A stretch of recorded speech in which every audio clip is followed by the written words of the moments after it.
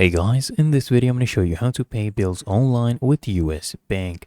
First thing I want you to do is log into your dashboard, come to the top menu, click on transfer and pay. From here I want you to go ahead and select the pay bills button.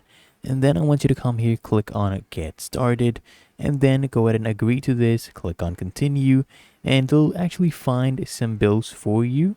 And you can go ahead and add that here. Or what you could do is click on add bill to add them manually. Just come here, search up the bill, let's say AT&T, and then you go ahead and add your account number, your bill nickname, and zip code. Click here and continue, and it'll actually pick up your bills from a time to time when it is actually due. You can enter your amounts you want to pay and the date as well. And it's really that easy, and that is how to pay bills online with US Bank. If you found this helpful, make sure you smash that like button and subscribe to Answer Unlocked.